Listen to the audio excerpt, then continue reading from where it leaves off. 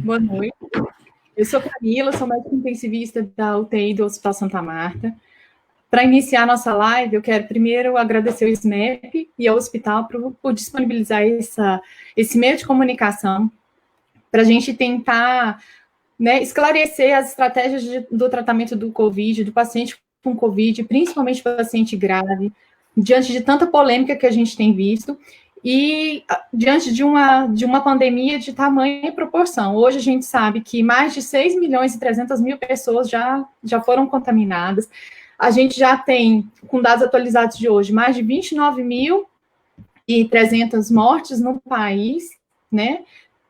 E diante de tudo isso, a gente queria trazer para vocês os diversos tratamentos disponíveis que a gente tem. No nosso hospital, no nosso serviço, a gente tem um protocolo já determinado, né, que isso facilitou que a gente venha tratando os pacientes com grande sucesso. Nós fomos o primeiro hospital do Centro-Oeste a fazer o tratamento do paciente com COVID através da ECMO, com grande sucesso.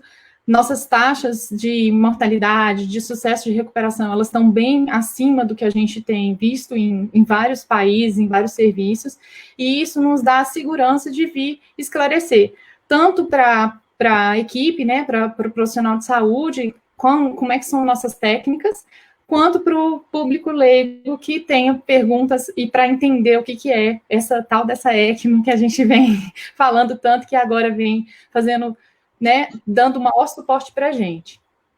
Para a gente poder fazer essa live, a gente vai contar com a presença da Keila Cristina Teixeira, enfermeira rotineira da nossa UTI. Boa noite, Keila. Boa noite. Tamara de Araújo, fisioterapeuta da UTI do Hospital Santa Marta. Boa noite, Boa noite, gente. Tamara. Dr. Hamilton, cirurgião cardiovascular, responsável pela equipe de ECMO do nosso serviço. Boa noite, Dr. Hamilton. Boa noite, doutora Camila. Luana Gomes, fisioterapeuta, especialista na ECMO. Boa noite, Luana. Boa noite, doutora Camila, obrigada. Henrique Sampaio, o perfusionista, que tanto nos auxilia na condução das nossas ECMOs lá do hospital. Boa noite, Henrique. Boa noite a todos.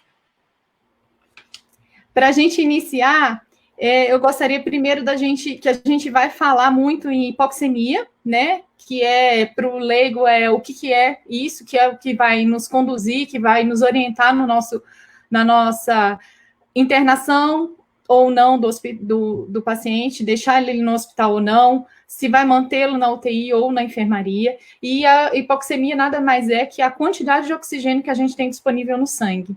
Então, para a gente poder começar a nossa live, eu queria pedir para a Tamara, para ela explicar como é que são as estratégias que a gente conduz o paciente hipoxêmico no protocolo do nosso serviço, do Hospital Santa Marta. Boa noite a todos, então. Lá no nosso hospital, a gente tem um protocolo bem básico, bem simples, né? Onde a gente detecta que o paciente está com essa hipoxemia, está com essa baixa oxigenação no sangue. Nós temos basicamente 3 caminhos, que é a oxigenoterapia. Na verdade, são 2 caminhos. A oxigenoterapia, a suplementação de oxigênio para esse paciente, dependendo desse nível de oxigenação, se o quão baixo ele está, ou até mesmo nós vamos diretamente para o manejo da ventilação mecânica. Nós vamos colocar esse paciente em ventilação mecânica para a gente conseguir manejar melhor essa hipoxemia. A princípio, nós vamos usar ou um catéter nasal, que é aquele...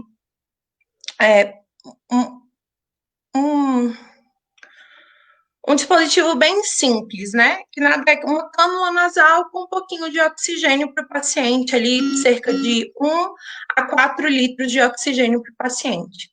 Uma hipoxemia mais moderada, nós usamos uma máscara com reservatório, uma máscara não reinalante, ela pode até dar até 90% de oxigênio para o paciente, e se for uma hipoxemia grave, nós vamos direto para a intubação. O paciente pode chegar com hipoxemia leve e evoluir para uma grave, ele pode chegar com uma moderada e passar para uma leve, depende muito do que vai acontecer, depende muito do paciente, como vai desenrolar essa clínica do paciente. Tamara, e existe o protocolo do paciente antes da ventilação mecânica, de fazer a prona, que também tem se falado muito na literatura e mesmo na mídia, o que é a prona, que é o paciente ser deitado de barriga para baixo, encostado na cama. Como é que é o nosso protocolo? Outro é o que seria mais ou menos o nosso meio termo ali, o meio do caminho, né? Entre o paciente evitar que o paciente evolua para essa hipoxemia grave. A gente utiliza da manobra prona, que é deitar de barriga para baixo, uma coisa tão simples, tão comum que a gente faz no nosso dia a dia, né? Às vezes dormir de barriga para baixo. Isso traz diversos benefícios para o pulmão. Ele vai ajudar na oxigenação, ele vai melhorar a oxigenação do paciente. Existem diversos estudos que mostram isso. Nada é muito claro de quais são os mecanismos ao certos, mas ao longo desses estudos e ao longo da prática clínica, a gente vai vendo que tem diversos fatores que contribuem para a abertura alveolar, né, para que o pulmão ventile melhor, que a gente recrute mais unidades alveolares do paciente nessa posição, e que tenha uma redistribuição da ventilação e da perfusão, o que melhora essa oxigenação. Então, nós temos um protocolo no Hospital Santa Marta, que quando o paciente vem com hipoxemia, mais ou menos ali entre 80 e 75 de oxigênio, às vezes até um pouco abaixo ainda, a gente consegue colocar esse paciente de barriga para baixo, a gente tem toda a monitorização dele que acontece ao longo da internação, a gente continua monitorizando ainda mais de perto. Normalmente, a primeira resposta que a gente vê desses pacientes, quando a gente coloca de barriga para baixo, é que ele começa a melhorar a oxigenação. A oximetria de pulso dele melhora, e a gente deixa normalmente esse paciente por 1 hora. Logo depois dessa manobra, nós costumamos retornar o paciente para a posição que a gente chama de supina, né, de barriga para cima, e a gente faz uma coleta de um novo exame de sangue, que é a gasometria arterial, onde a gente consegue ver a nível sanguíneo essa oxigenação do paciente.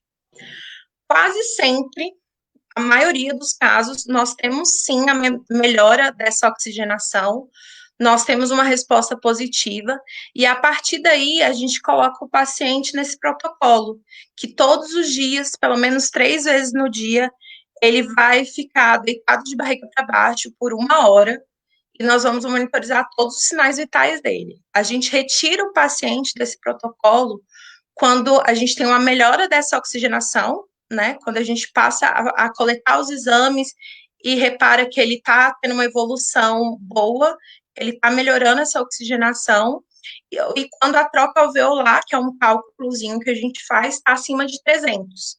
A partir daí, esse paciente está liberado do nosso protocolo, mas a grande maioria continua espontaneamente deitando de barriguinha para baixo por algumas horas do dia para respirar melhor. E eles mesmos relatam que sentem essa melhora, que respiram melhor, que o cansaço diminui. Tem uma resposta clínica muito boa. E pensando assim nos cuidados específicos de uma forma geral do paciente, Keila, o que você pode passar para a gente dos pontos principais que diferenciam o paciente do COVID do paciente que a gente tem comumente na UTI? Boa noite. Então, hoje a gente vê que o paciente com COVID, ele é um paciente que ele precisa até mesmo de uma atenção psicológica, porque é um paciente que fica isolado, e a enfermagem é quem mais vai ter contato com esse paciente, quem mais vai entrar no leito por várias vezes, por diversas vezes, e acaba que quando a enfermagem entra, é uma esperança para aquele paciente, todas as vezes. E aí eu acho que nesse momento já começa o cuidado com o paciente. O paciente já vê, cada vez que a gente entra ali, mesmo que paramentado, que dirige a palavra a ele e vai dar segurança para esse paciente, em cada momento que a gente entra ali, a gente já está com esse cuidado. E aí, quando a gente vê o paciente, nesse caso, os pacientes que têm que ser colocados em prona, a gente ajuda ele a deitar, explica a ele, juntamente com a fisioterapia e mesmo o médico plantonista que está ali, explica várias vezes. Muitos pacientes são resistentes a essa prona no início, porém, com o tempo, a gente tem que explicar e eles entendem o que é conveniente para eles naquele momento. O paciente COVID, ele tem algumas restrições de sair do leito, às vezes não, a eliminação fisiológica dele tem que ser feita na fralda. Então, tem todo um contexto que envolve esse paciente e que nós, enquanto equipe, precisamos convencer o paciente, mostrar para ele que ele precisa disso e que ele precisa de nós para estarmos ali cuidando dele, que esse momento é um cuidado tanto dele quanto nosso. Então, assim, a enfermagem está diretamente ligada nesse cuidado, e aí a gente fala desde um banho que tem que ser dado no leito, que tem que ser dado na cama, da punção periférica, de tudo que tem que, muitas vezes, a gente fazer uma punção de gasometria, enquanto o paciente não está com um dispositivo invasivo. Então, assim, a gente vê que é de suma importância que a enfermagem esteja presente, não só a enfermagem, como toda a equipe multidisciplinar, no primeiro momento explicando todo o passo a passo para esse paciente, porque é um paciente que tem diante dele uma doença que é nova, e que é nova tanto para ele quanto para nós, enquanto profissionais da saúde. E a gente vem vendo e recebendo todo o feedback desses pacientes, e eles têm pontuado muito isso para a gente, né? Esse cuidado, essa parceria, dessa parte psicológica, a gente tem ganhado muita confiança do paciente, e a gente ganha muito no tratamento mesmo. Eu acho que isso está fazendo grande diferença. E, Tamara, mais uma perguntinha para você. Quais as estratégias que a gente pode usar no paciente que já foi para ventilação mecânica e ainda continua com hipoxemia? A quantidade de oxigênio continua baixa no sangue dele. Bom, a partir do momento que o paciente vai para ventilação mecânica, a gente tem um novo desafio, né? A ventilação do paciente está ali toda entregue nas nossas mãos, e a gente tem o poder, né, junto com a resposta que o paciente dá, de melhorar ele.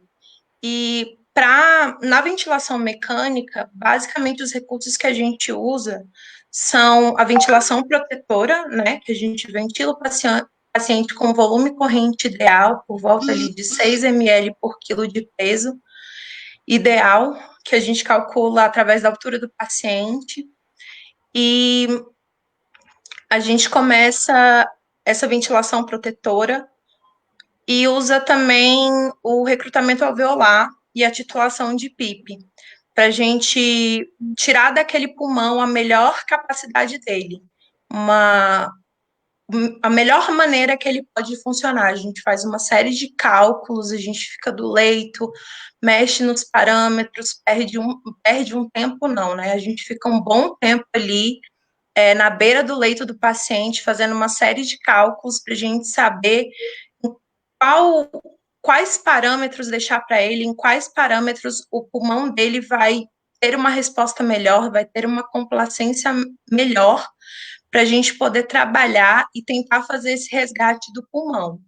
Muitos pacientes respondem super bem ao recrutamento alveolar, à titulação da PIP, mas com o tempo alguns deixam de responder e outros já nem respondem tão bem assim. A gente começa a fazer esses recrutamentos, essas titulações, e a gente não vê uma melhora na oxigenação do paciente.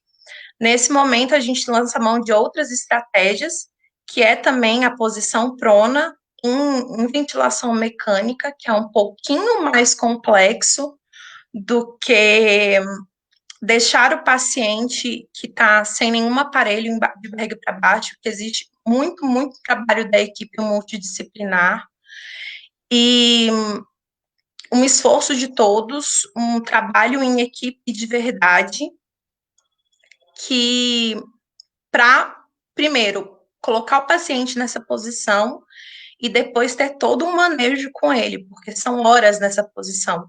São aproximadamente 16 horas nessa posição que o paciente vai ficar.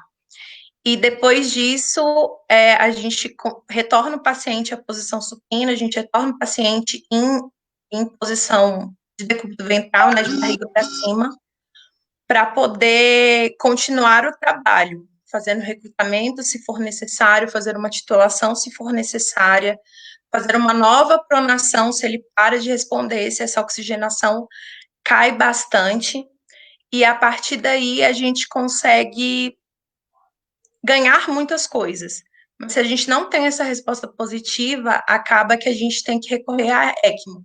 É um paciente que não vai responder, que a gente já abriu mão de todos os nossos recursos, de todo o nosso conhecimento, de todo o nosso esforço. Mas, infelizmente, aquele organismo não responde, aquele organismo está grave e a gente precisa lançar de um outro recurso, que seria a ECMO. Tá ótimo. E agora eu peço o Dr. Hamilton para nos explicar como é que funciona a ECMO, quando a gente vai introduzir e indicar a ECMO. Antes disso, eu gostaria que o Dr. Hamilton ainda respondesse à pergunta do Júnior Galdino. Em caso de uma crise de hipoxemia em casa, posso usar a posição prona, mesmo sem oxigênio terapia? Ok, boa noite a todos. Obrigado pelo convite.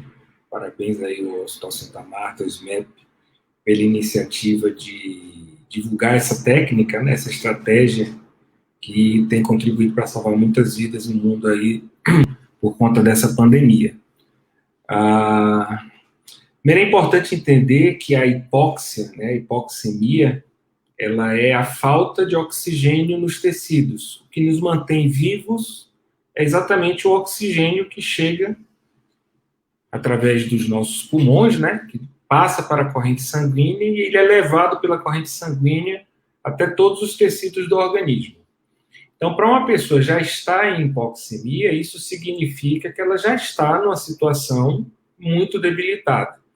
Então, dificilmente uma pessoa entra em hipoxemia e em casa ainda, né? Porque antes da hipoxemia vem todo um estado clínico de falta de ar, de dificuldade de respirar, né? Até que ele entra naquele quadro já avançado de hipoxemia. Então, a hipoxemia é uma condição clínica que ela é tratada especificamente no hospital, tá?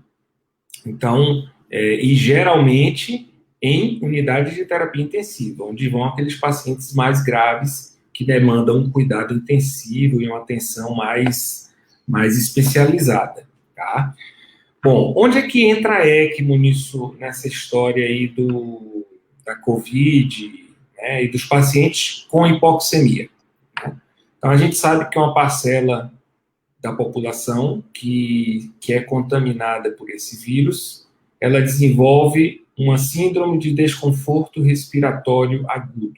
É um quadro respiratório grave em que os pulmões eles não são capazes de prover o oxigênio necessário para levar aos tecidos, né, esse oxigênio necessário à vida. Nesse sentido, várias estratégias são adotadas no sentido de tentar prover os tecidos com oxigênio, né, desde a instalação de oxigênio através de catéter, como já foi falado, né, até a ventilação mecânica com pressão positiva, ou seja, uma tentativa de empurrar oxigênio para dentro do pulmão, para fazer com que esse oxigênio passe para o sangue e, chegando no sangue, chegue até os tecidos. Acontece que uma parcela desses pacientes que demandam ventilação mecânica, o respirador, o ventilador mecânico sozinho, não consegue suprir o oxigênio necessário para manter esse paciente vivo. E todas as estratégias utilizadas para tentar fazer com que esse oxigênio chegue aos tecidos, eles não são suficientes, essas estratégias não são suficientes para que esse tratamento, essa tentativa de reversão do quadro, ela seja efetiva. Então, em situações em que a hipoxemia, ela persiste, apesar de todas as tentativas de reversão do quadro, então, teoricamente, esses pacientes que não são respondedores à terapia de oxigenação, seja ela invasiva ou não invasiva, então, nós podemos pensar em instalação de um dispositivo de suporte circulatório e de assistência respiratória, que é a ECMO.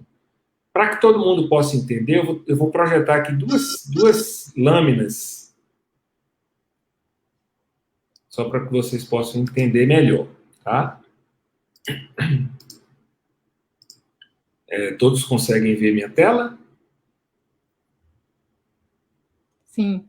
Pronto. Sim, está dando então, assim, ótimo. O dispositivo de suporte circulatório é uma tentativa da gente ajudar através de uma máquina que o sangue ele consiga ter uma melhor circulação pelo corpo, tá? Desapareceu aqui a minha... Desapareceu o que eu estava fazendo. Agora. Pronto. Vamos lá. Então, a tentativa é de a gente utilizar uma máquina para suprir uma deficiência do organismo. Esse dispositivo, essa que a gente chama de ECMO, oxigenação por membrana extracorpórea, é uma sigla em inglês, né?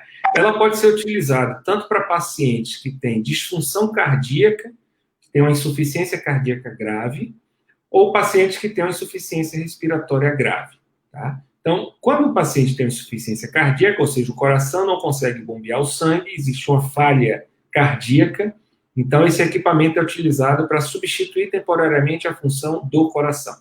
Então, a gente drena esse sangue venoso, esse sangue passa por uma máquina, essa máquina, essa bomba, ela empurra o sangue através de uma membrana, que vai fazer o papel de pulmão. Esse sangue, então, retorna para o organismo através de uma artéria e ele já chega ali, esse sangue oxigenado, tá? Então, nessa modalidade veno-arterial, ele substitui a função do coração. Nos pacientes com COVID, os pacientes com COVID que desenvolvem a síndrome de desconforto respiratório agudo, a gente precisa de algo que substitua o pulmão. Então, a gente vai fazer a mesma coisa, a gente vai drenar o sangue desse paciente, vai oxigenar, então essa membrana é uma trama de microfilamentos que fica saturada de oxigênio, e essa saturação, quando esse sangue venoso passa por aqui, quer dizer, o sangue rico em gás carbônico, ele recebe uma chuva de oxigênio, e essa chuva de oxigênio, então, ela consegue deixar com que esse sangue fique repleto de oxigênio e ele retorna para o corpo já oxigenado. Ou seja, o sangue vai passar pelos pulmões sem haver a necessidade de que sejam realizadas as trocas. Então, nesse sentido, a ECMO ela tem o objetivo de substituir temporariamente a função desses dois órgãos e, no caso dos pacientes infectados pela COVID, ele vai substituir especificamente a função do pulmão. Então, é um dispositivo que não cura a doença, mas ele dá um suporte enquanto aquele coração, aquele pulmão, ele se recupera, né? Ele tem tempo para poder que as medicações tenham efeito e que ele possa se recuperar e voltar a oxigenar, né? Então, esse é o princípio, digamos assim, técnico de como funciona esse dispositivo que é a ECMO. Foi ótimo, Hamilton, que a gente conseguiu, com a ilustração, poder entender como é que é esse pulmão artificial que todo mundo fala. Então, assim, só respondendo à pergunta da Gessi Soares, que todos esses tratamentos que a gente vem comentando são tratamentos para o paciente grave, o paciente já sintomático, já internado no hospital, com indicação de internação hospitalar, que está sob cuidados em terapia intensiva. A gente sabe que grande parte da população vai se contaminar, mas vão ser oligossintomáticos ou até mesmo assintomáticos. Uma pequena parcela vai demandar desse serviço de terapia intensiva. Mas os que precisam são pacientes de altíssimo grau de dependência da terapia intensiva, e por isso é tão discutido todos esses cuidados que a gente vem tendo. Nesse momento, eu queria, inclusive, que o Henrique falasse para a gente dos cuidados específicos da ECMO, que a gente tem tido no tratamento desses pacientes. Olá, boa noite.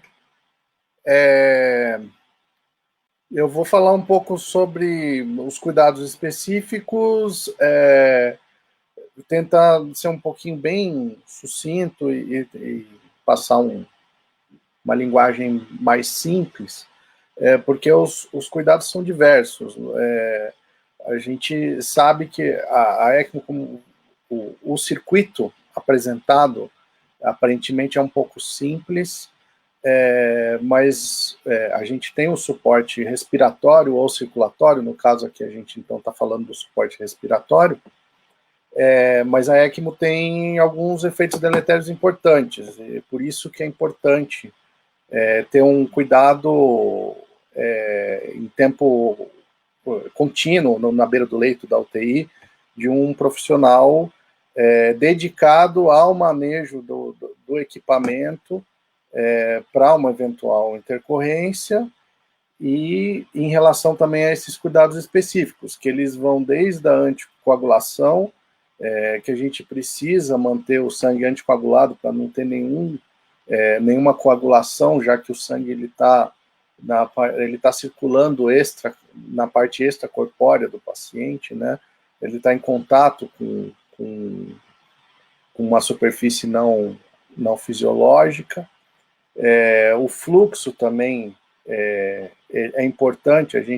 Se a gente tiver um fluxo muito baixo de sangue, a gente pode ter alguma complicação em relação à coagulação. Mas os cuidados principais giram em torno do diálogo entre a equipe multidisciplinar da UTI. Então, a equipe de enfermagem tem que estar sabendo o que está acontecendo com o paciente, a fisioterapia também tem que estar atenta que a oxigenação agora está sendo feita de uma forma fora do pulmão, não é mais o pulmão que está fazendo essa troca, o pulmão precisa descansar. O intensivista também tem que entender muito do equipamento para decidir as condutas em relação ao paciente, e todos esses profissionais têm que estar conversando a mesma língua, né? Então a gente insiste muito na elaboração dos protocolos para que a gente siga sempre as mesmas condutas para uniformizar a linguagem e as condutas em relação aos pacientes. Falando bem resumidamente em relação à heparinização, que eu acho, a anticoagulação, que é um dos fatores mais complicantes em relação à ECMO, nós temos que ter vários exames laboratoriais de rotina, o balanço hídrico do paciente também tem que ser controlado rigorosamente, porque é uma terapia de longa duração, então nós tentamos fazer com que esse circuito dure o maior tempo possível no paciente, sem nenhum tipo de complicação. E essa complicação, principalmente de eventos tromboembólicos ou hemorrágicos, podem estar acontecendo. A gente tem mecanismos para reverter, mas a gente sempre controla rigidamente para que não venham a acontecer. Certo, Henrique. Então, duas perguntas do Roberto Campos, que foram as complicações trombóticas e hemolíticas, eu acho que a gente já foi relatado aqui, e da Adélia Vasconcelos, que qual seria o maior risco do paciente na realização da ECMO, né, que você comentou, que é o sangramento pela heparinização, e queria que você sinalizasse a particularidade do paciente com COVID, que a gente tem visto dos pacientes que eles são mais protrombóticos, até inclusive na ECMO, né? A gente tem tido mais dificuldade no manejo dessa heparinização. O paciente COVID, ele tem na verdade, a COVID está se apresentando como uma síndrome, né? Não apenas respiratória, tem a complicação na parte hematológica, na parte de trombose, na resposta inflamatória, mas assim, e a gente ainda tem o problema da diminuição do contato de toda a equipe com o paciente. Então, um paciente em ECMO, ele precisa de uma rotina de checagem do circuito, de manejo do paciente, um pouco mais intensiva do que outros pacientes de UTI. No caso do paciente de COVID, a gente tenta até limitar um pouco o contato, então fica uma coisa um pouco controversa, mas contraditória. A gente precisa fazer essa checagem do circuito rotineiramente, checando 2 vezes em 24 horas ou 3 vezes em 24 horas, fazendo bem feito, com todos da UTI já sabendo quais são os principais problemas que podem vir a acontecer em relação ao circuito, a gente pode ter uma condução de ECMO muito segura. A monitorização é muito importante nessa hora. Quando a gente tem informação no monitor, quanto mais informação nós tivermos, menor o nível de intervenção física que a gente precisa fazer no paciente também, em alguns momentos. Então, a monitorização ela é muito importante, a gente consegue observar o paciente com uma distância um pouco maior. E voltando em relação à anticoagulação, tendo um manejo também com uma coleta seriada de exame laboratorial com horário rígido, infusão contínua de doses de droga, obedecendo os protocolos, nós temos uma otimização da terapia e, consequentemente, diminuição de intercorrências, né? Lógico que nós ainda temos as complicações mecânicas e outras que são em menor número, né, na literatura. E, Luana, eu queria que você ajudasse a gente a responder a pergunta do Igor Aires. Quanto tempo, em média, é necessário o uso da ECMO? Então, obrigada pelo convite aí, obrigada à equipe do SNAP, à equipe do Santa Marta. Respondendo aí essa pergunta, quando a gente fala em síndrome do desconforto respiratório, a gente tem a síndrome do desconforto leve, moderado e grave, e é justamente, especificamente, na síndrome do desconforto respiratório, lá, já na fase grave, que a gente instala a ECMO, né, que a gente indica o suporte, significa quando o paciente já está com falência pulmonar. Até que ele recupere essa falência pulmonar, varia de paciente para paciente, 7 dias, 15 dias, é muito variável. Talvez até o Dr. Elton saiba complementar melhor essa pergunta aí de quantos dias, mas não tem uma quantidade de data específica para os pacientes de assistência pulmonar. Hamilton, pode falar para a gente? Complementado? É exatamente isso que Luana falou, né? Isso depende muito do paciente, depende muito do momento em que foi indicada a assistência. Quando a gente posterga muito, insiste muito em outras terapias e retarda a indicação da ECMO, o paciente acaba entrando em assistência muito mais grave, e se ele começa a assistência mais grave, ele vai tender a demorar mais. Já tivemos pacientes que ficou em ECMO por 35, 40 dias, como a gente teve pacientes que ficou com 5, 6 dias em assistência circulatória. Tá? Pacientes que têm insuficiência cardíaca e que essa insuficiência cardíaca ela é potencialmente reversível, a tendência é que esses pacientes fiquem menos tempo em assistência. Então, pacientes que têm insuficiência respiratória já é um paciente que fica em torno de, pelo menos em torno de 10 a 15 dias, podendo chegar a, como eu falei, a mais de 20, 30 dias. Tá? Então, isso depende... Não, isso depende muito do paciente, depende do momento da indicação e depende da condução. Porque esses pacientes é uma terapia agressiva, então ela precisa de toda uma equipe treinada e esse paciente está sujeito a intercorrências, a complicações no decorrer da assistência. Então, também, se isso acontece em maior grau, então a gente acaba também postergando mais essa assistência. A pergunta da Lemira, também para o Dr. Hamilton, a ECMO pode ser usada em criança? Pode sim. A ECMO pode ser usada em adultos, em crianças, para disfunção cardíaca, disfunção respiratória e para pacientes em parada cardíaca.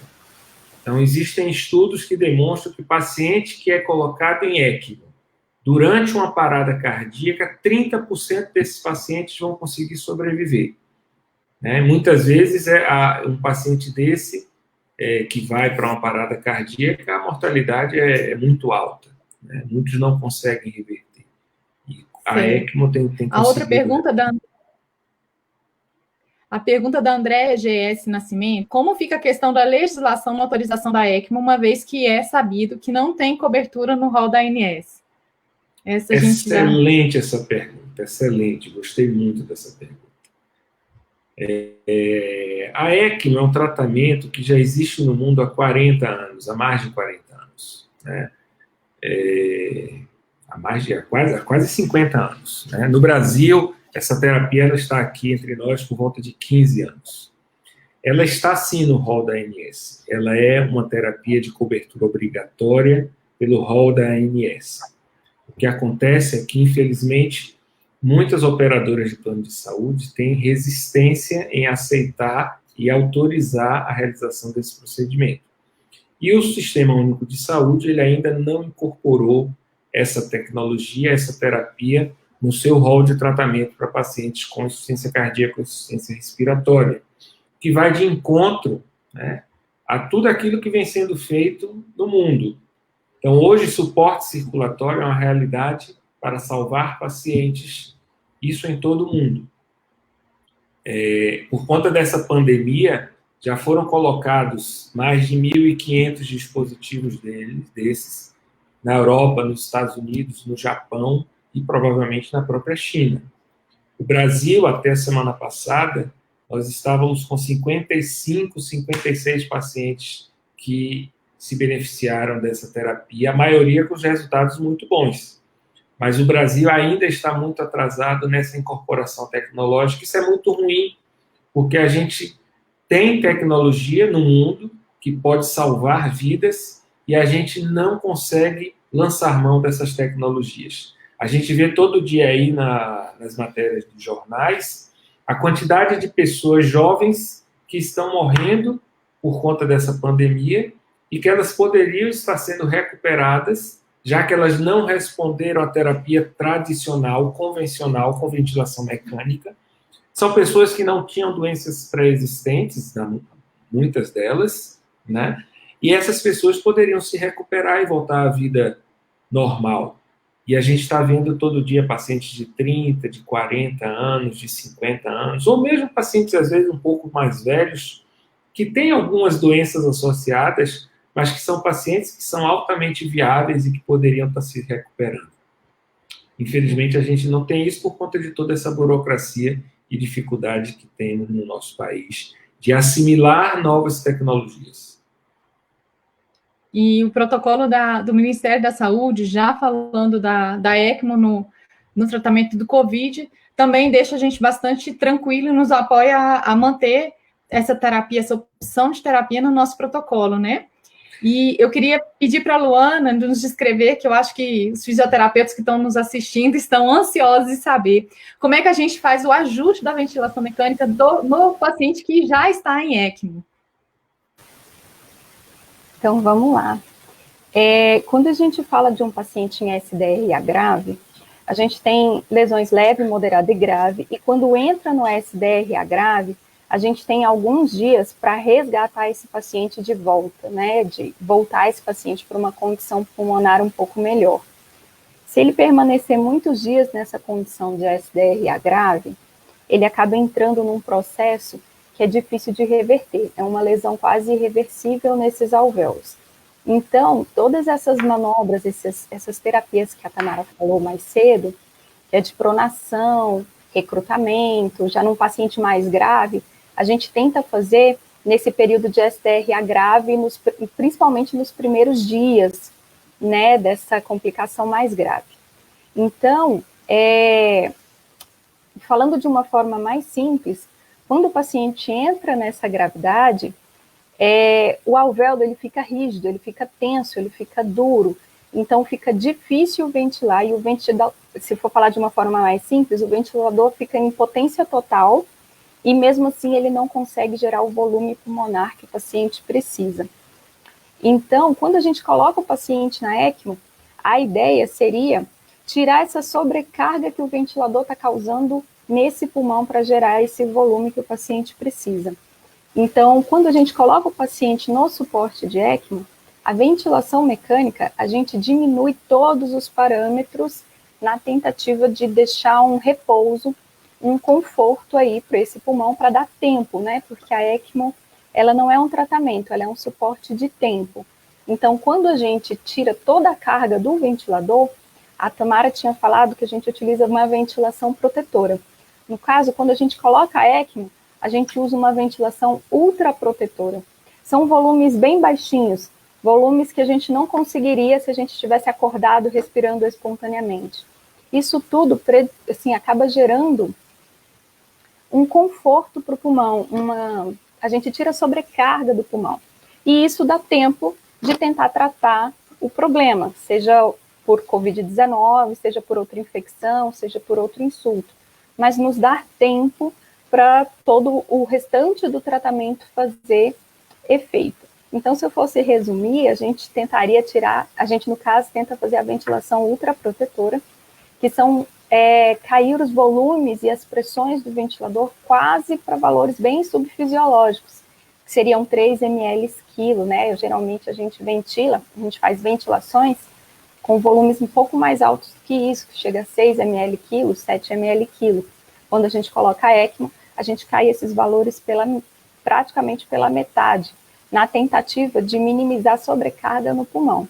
Significa que a gente tira praticamente toda a ventilação do pulmão e deixa oxigenando na ECMO, né? Então a gente faz essa troca gasosa do lado de fora, né, extracorpóreo.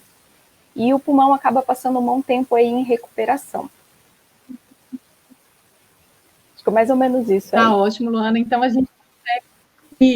gente consegue proteger da vile que a gente costuma, quem já é acostumado à ventilação mecânica, a gente estaria tirando esse insulto a mais que a gente tem como. Levando isso, a gente consegue responder, se você quiser complementar alguma coisa, na pergunta da Ítala Parente, como fica o pulmão após a ECMO? Pensando em pessoas que ficam por mais de 15 dias, pensando que a partir do 7º dia da síndrome de desconforto respiratório agudo, o pulmão entra em fase fibrótica com alterações irreversíveis. Sim. Essas alterações irreversíveis, muito possivelmente, a gente não consiga reverter por completo mesmo, não. Por isso a importância de não passar o tempo certo para indicar a ECMO. No momento em que a gente diagnostica que é uma síndrome do desconforto respiratório grave, a gente precisa começar a fazer as manobras de resgate de uma forma bem protocolada, ou seja, não pode atrasar. Então, a gente começa prono, aí exatamente às 16 horas após prono, a gente já tenta a nova tentativa de resgate, pode ser o recrutamento, se for viável, se for possível para o paciente, né? Não é todo paciente que está apto para fazer o recrutamento, e a gente não fica protelando, esperando, fazendo muitas tentativas até indicar ECMO. Então, quando a gente pensa nesse perfil de paciente, como é que eu posso dizer? É rápido, não pode perder tempo. Então, essas manobras de resgate precisam fazer de forma bem sistematizada, protocolada, para que a gente não demore muito tempo e esse paciente não agrave o estado clínico geral, não só pulmonar, mas geral, para conseguir entrar na ECMO num ponto satisfatório, que tenha menos complicações depois. Para que não chegue nesse ponto fibrótico, acho que a pergunta que foi feita, né? Então, a ideia é evitar que chegue depois desses 7 dias, depois dessa fase fibrótica. A ideia é tirar a sobrecarga do pulmão antes da fase fibrótica. Tá ótimo. Para o Hamilton, a Flávia Amaral de Mello, qual a capacidade do Distrito Federal para implantar simultaneamente a ECMO na rede privada? Equipamentos e recursos humanos.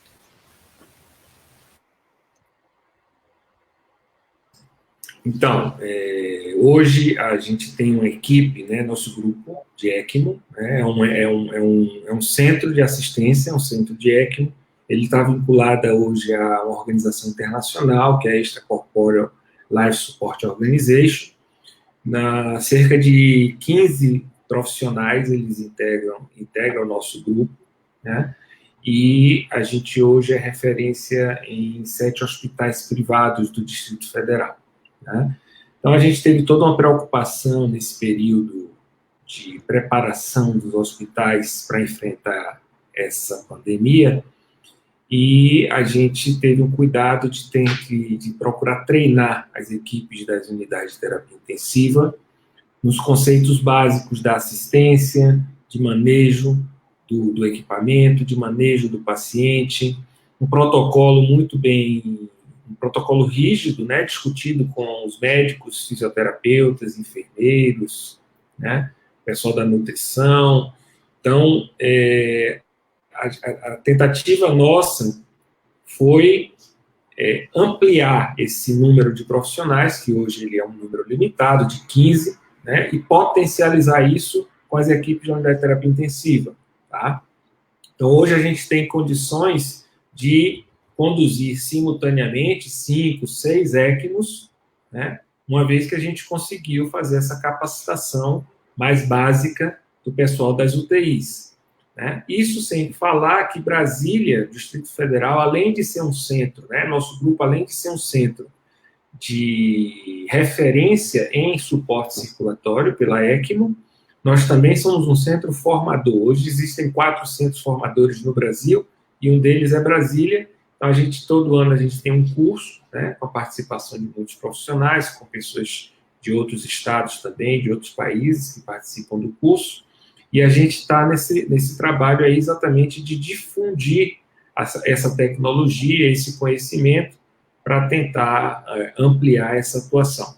Mas hoje, sem dúvida nenhuma, é um desafio, né? Até o presente momento, a curva de contaminação em Brasília está uma curva achatada, a progressão ela não está acontecendo como em outros estados do Brasil, e isso nos permite ficarmos mais preparados para, caso isso venha acontecer, a gente poder dar assistência ao maior número possível de pessoas que venham a necessitar. Keila, eu queria que você falasse dessa importância desse treinamento na nossa rotina da UTI, né?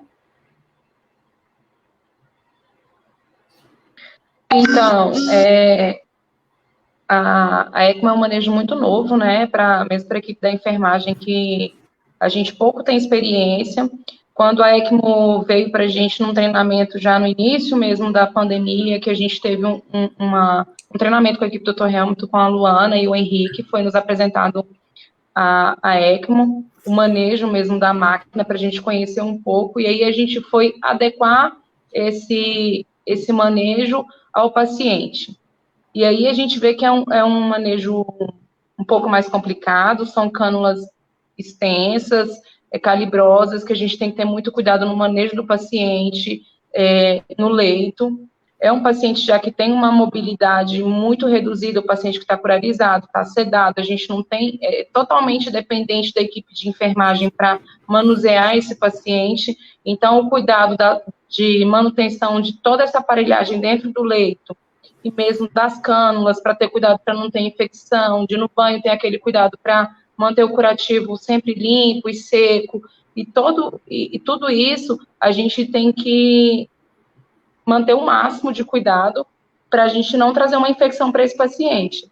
E aí, como o Henrique falou, a gente trabalha a equipe toda junta para poder coletar exames na hora correta, tá tudo muito programado para a heparinização ser correta, para a gente ter todo um manejo correto disso tudo, das gasometrias, e a gente trabalha completamente em conjunto com relação a isso. Respondendo a pergunta aí da Marta, que se a hipoxemia do paciente COVID começa dando leves sinais ou pode chegar subitamente. Então, como a gente vem dizendo, todo esse tratamento e a hipoxemia é um sintoma e são evoluções do COVID, de uma doença que vem dando sinais de piora, de agravamento. Então, os pacientes que vão ser submetidos a esse tratamento são os pacientes graves, já sob cuidados da terapia intensiva, certo? A gente não quer daqui de forma alguma assustar, né, a população. Que a gente quer trazer para vocês o esclarecimento realmente das possibilidades terapêuticas que a gente tem dentro da UTI, que diante de tanta polêmica, a gente realmente, o que é feito dentro da UTI, o que traz resultados e o que a gente tem de sucesso no nosso EN de tratamento dos pacientes. Queria agora pedir a Luana para poder começar a mostrar para a gente, de uma forma resumida, quais são os parâmetros que a gente começa a notar quando do desmame da ECMO, que é o momento de maior conquista da equipe, né? Sim, com certeza. Sim, quando a gente começa a pensar em desmame, significa que esse paciente ele já conseguiu evoluir com uma ventilação um pouco maior, aquela ventilação protetora, ultraprotetora que eu falei, com baixos parâmetros, o paciente de pouquinho em pouquinho ele vai alcançando volumes maiores. Então, quando a gente observa que esse paciente está alcançando essa ventilação com parâmetros baixos, já significa um ponto que significa dizer que o ventilador já não está se esforçando tanto, né? Já não está gerando tanta pressão para conseguir alcançar aquele volume. Além disso, a gente também observa pelos controles da gasometria, que é o controle da oxigenação no sangue arterial.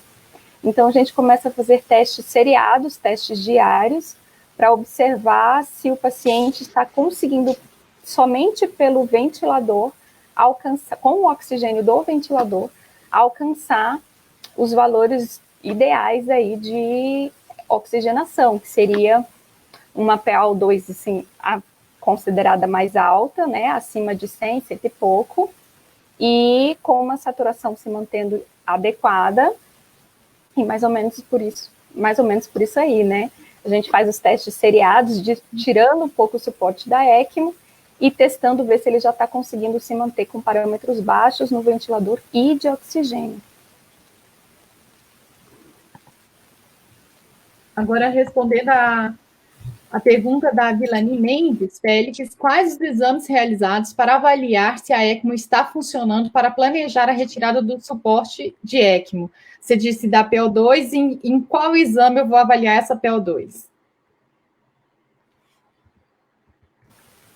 A gente avalia a PaO2, a gente avalia pela gasometria arterial, né? A gente, na verdade, a gente faz exames gasométricos para avaliar tanto o aparelho, para controlar o aparelho, quanto para controlar a quantidade de oxigenação do paciente. São exames feitos diariamente, é uma coleta de sangue arterial, né? Que a gente observa a quantidade de oxigênio que tem na hemoglobina, né? Então, a gente consegue observar através do exame de sangue arterial.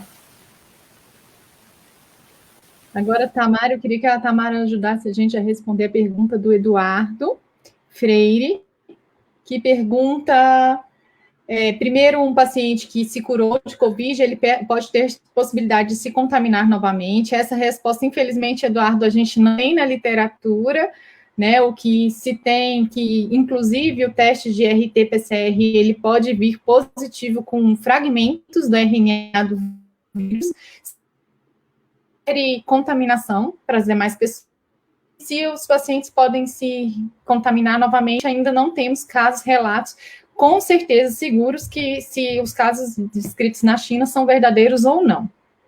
E outra pergunta importante, quantos ventiladores pulmonares, quando é feita a higienização dos equipamentos, está sendo feita a troca dos filtros internos? Eu queria que a Tamara respondesse para a gente como é que é a nossa rotina dos cuidados com o ventilador dos pacientes.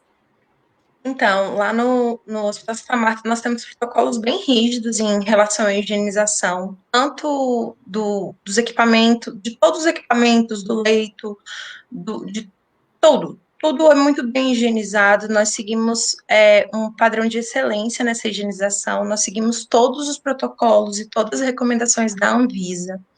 Alguns filtros que nós estamos utilizando são descartáveis, alguns outros filtros estão passando por esse processo de higienização de maneira... são feitas mais de uma higienização, quando são Filtros utilizados por pacientes com COVID, eles são esterilizados mais de uma vez e sempre seguindo todas as recomendações da Anvisa. Agora eu queria pedir o Hamilton para responder para a gente. A pergunta da Bel Crave: qual é a diretriz utilizada para a escolha dos pacientes que são selecionados para a ECMO e quais os parâmetros específicos são utilizados? Tá, os pacientes que são diagnosticados, então, com síndrome de desconforto respiratório agudo, né? Pacientes que não estão respondendo às terapias tradicionais, né? Ventilação mecânica, a prona, né? Apesar disso tudo, ele evolui com piora do quadro clínico. A tendência desse paciente é evoluir para uma disfunção múltipla de órgãos. Então, nesse momento, a gente indica a terapia com assistência circulatória. Importante lembrar que os pacientes que estão em ventilação mecânica, essa ventilação mecânica também é um componente de lesão alveolar. Então, se a gente demora muito de indicar o paciente para assistência circulatória, quanto mais tempo esse paciente fica em ventilação mecânica, mais alvéolo ele vai lesar e, portanto, a recuperação dele vai ser mais lenta. Por isso, a gente tem uma preocupação, né? Isso não é absoluto, mas, de um modo geral, a gente procura indicar a assistência circulatória naquele período em que o paciente, naqueles primeiros 7 dias de ventilação mecânica. Com mais de 7 dias, a gente o paciente já tem uma quantidade, um percentual de lesão alveolar que muitas vezes pode inviabilizar a terapia com ECMO, né? Então, a gente tem todo esse cuidado. Existem alguns trabalhos que estão surgindo atualmente, né? A gente recebeu alguns essa semana aí, de que em alguns centros, alguns serviços estão indicando assistência com ECMO antes de colocar o paciente em ventilação mecânica, né? Então, isso ainda está muito incipiente, né? Porque você pode suprir aquela necessidade de ventilação do paciente com a ECMO e não colocar o paciente em ventilação mecânica, né? Isso ainda não é consenso, não é nem uma diretriz, mas já existem alguns ensaios no mundo de serviços com muita experiência. Então, a gente tem um centro, por exemplo, na França, que nessa pandemia colocou mais de 200 ECMOs. Então, são centros muito especializados e que têm condições de estabelecer esses protocolos mais direcionados. Mas isso é um vasto caminho que temos aí pela frente. Certo. Agora, o Henrique, eu queria pedir ajuda para responder a pergunta da Elizabeth Silva Lopes. Pacientes submetidos a ECMO podem ficar com sequelas? Se sim, quais são elas? O Henrique, a Luana e o Dr. Hamilton para poder responder essa pergunta. Bom, as principais sequelas que vão ter, principalmente são por conta da doença de base, da doença que levou a assistência ou circulatória ou respiratória, e nós temos inúmeras complicações que podem ocorrer durante a ECMO, mesmo com todo o protocolo de cuidados e com todo o cuidado da equipe. O paciente pode ter, como eu já expliquei anteriormente, eventos tromboembólicos, eventos hemorrágicos, pode ter várias complicações em relação a eventos tromboembólicos nas diversas áreas do organismo. Basicamente são esses, podemos ter algum tipo de lesão de perfusão distal de algum membro por conta do calibre das cânulas. A cânula ela fica 15, 20 dias no membro do paciente, a gente vai ter uma redução de fluxo para esse membro, mas a maioria desses problemas são reversíveis, né? Eu acho que o Dr. Hamilton pode falar melhor sobre isso. As complicações, as sequelas da ECMO, né, depende muito de como o paciente vai durante a ECMO, né? Então, é uma terapia agressiva e ela está sujeita a complicações. Então, evidentemente, o grau dessas complicações é que vão determinar as possibilidades e as gravidades das sequelas que vão advir. De um modo geral, a gente só coloca paciente em ECMO, né, pacientes que têm a possibilidade de recuperar a função, seja do coração, seja do pulmão, né, em relação ao que ele tinha uma vida normal antes. Então, pacientes que são potencialmente reversíveis, esses pacientes são os mais elegíveis para a terapia. Então, naturalmente, a gente espera que esses pacientes eles não fiquem com sequelas. Mas se a gente tem uma assistência com muitas intercorrências, né, e as principais delas são exatamente as intercorrências relacionadas à coagulação, né, ou ao excesso dela, ou à falta dela, então a gente pode ter sequelas aí que são importantes. Felizmente, o dia a dia nos mostra que isso não é tão determinante. E a grande maioria dos pacientes que saem dessas condições extremamente graves, né, com apoio da ECMO, eles conseguem voltar. Quando eles conseguem sair, eles conseguem voltar e ter uma vida normal, sem nenhum tipo de restrição. Isso até ajuda a gente a responder, Hamilton, a pergunta do Márcio Linzuso, da ECMO precocemente com a VNI na Covid, uma realidade no Brasil? Eu diria que isso não é nem uma realidade no Brasil, nem no mundo, né? Eu acho que paciente com Covid ainda existe muito questionamento até na própria utilização da ventilação não invasiva, na VNI, né? Somente serviços e equipes muito bem preparadas, né, e uma estrutura muito bem preparada deve lançar mão da ventilação não invasiva, porque tem todo um risco aí de contaminação das equipes, dos profissionais, e isso não é algo desejável, né?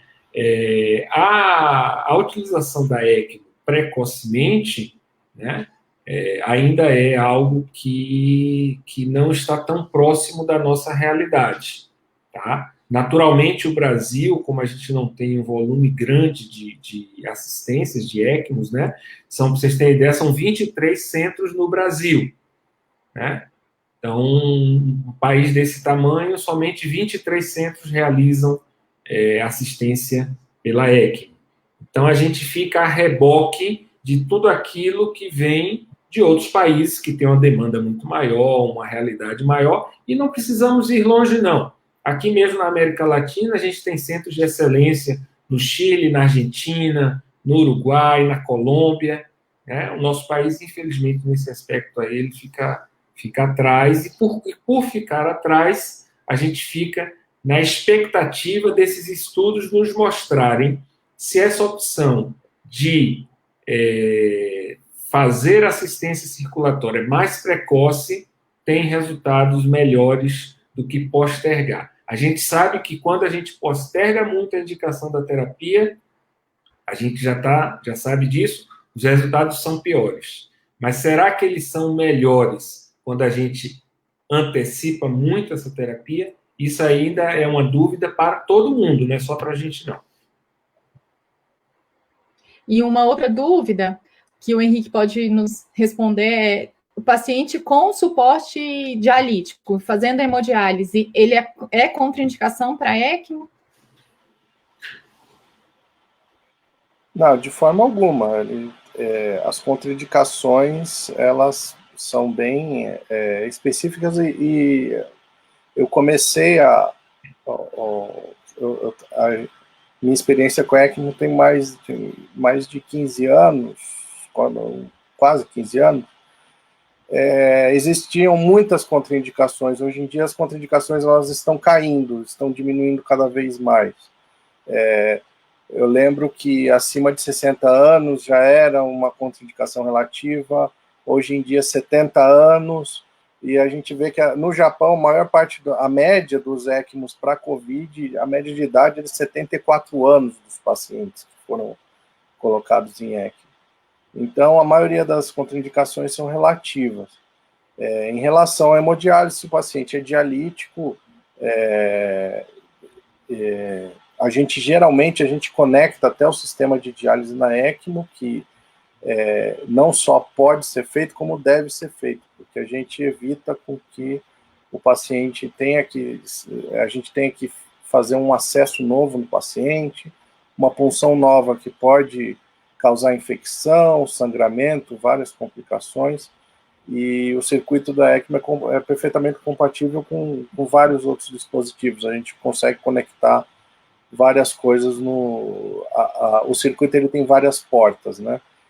Desde os circuitos mais simples até os mais complexos, geralmente tem algumas entradas e saídas que a gente pode utilizar. Tá ótimo. A gente vai agora finalizar. Eu queria agradecer a todos. Eu espero que todo o nosso público tenha aproveitado como a gente tentou expor o trabalho da nossa equipe, o que a gente vem conseguindo, como é que a gente vem trabalhando e conseguindo sucesso no tratamento desses pacientes. Agradeço a participação de todos e o trabalho juntos em equipe de todos vocês no trabalho lá na UTI. Mais uma vez agradeço ao suporte do SNAP para a gente conseguir esse momento de esclarecimento, de poder conversar e trabalhar juntos. Boa noite, Hamilton. Boa noite, Luana, Henrique, Keila e Tamara. Boa noite, obrigado aí. Parabéns à equipe do Santa Marta, parabéns à equipe da UTI. Tivemos um resultado muito bom nessa primeira tentativa no paciente COVID, né? E isso, sem dúvida nenhuma, se deu porque trabalhamos em equipe. O trabalho de ECMO não é um trabalho exclusivo de equipe médica, mas sim de uma equipe multidisciplinar. E o sucesso dessa terapia em qualquer lugar do mundo, ele só existe se as pessoas trabalham trocando experiências. Nenhum de nós sabe mais do que ninguém. Cada um tem sua experiência e sua peculiaridade. Se a gente entende isso, a gente consegue oferecer o melhor para os nossos pacientes. Então, obrigado pela oportunidade. Luana? Eu concordo com as palavras do Dr. Hamilton. Acho que o sucesso que a gente teve com a primeira ECMO em Covid do Centro-Oeste, que foi em Santa Marta, né, que foi um sucesso, eu acho que valeu pela equipe multiprofissional, que todo mundo trabalhou em conjunto, todo mundo trabalhou em equipe, e é por isso que foi o sucesso que foi. E é isso, obrigada, e boa noite para todo mundo. Henrique? Eu queria agradecer o convite, agradecer e parabenizar a equipe multidisciplinar do hospital, que sempre teve à disposição durante a condução desse ECMO, né? Todas as solicitações foram prontamente atendidas, o protocolo foi seguido à risca, a gente conseguiu ter um resultado muito bom mesmo, e agradecer novamente e dizer que vocês estão de parabéns. Keila? Então, mais uma vez fica provado que a multidisciplinaridade é muito importante para todos os pacientes, que toda vez que a equipe trabalha junto, a gente consegue fazer as coisas seguirem em frente. Foi ótimo, obrigado pelo convite e estamos juntos. Tamara? E agradecer, né, o convite para participar. Dizer que eu tenho muito orgulho de fazer parte da equipe da UTI do Hospital Santa Marta, e foi muito bom essa troca de experiência junto com o pessoal da equipe da ECMO. Nós fomos muito unidos, deu muito medo no começo, porque não é uma coisa que faz parte do nosso dia a dia. É assustador ver o paciente com aquela cânula super calibrosa e longa, mas vocês sempre passaram muito confiança para a gente, vocês sempre tiveram ali com a gente junto, e foi uma experiência incrível. É uma experiência que a gente quer reviver, mas ao mesmo tempo nós não queremos reviver. A gente não quer que as pessoas fiquem tão ruins assim, né? E foi maravilhoso. Muito obrigada pelo convite, muito obrigada, doutora Camila, e muito obrigada a todos. Boa noite a todos. Continuando seguindo protocolos, que esse é o sucesso e a equipe multidisciplinar trabalhando juntas. Obrigado, boa noite. Boa noite. Boa noite.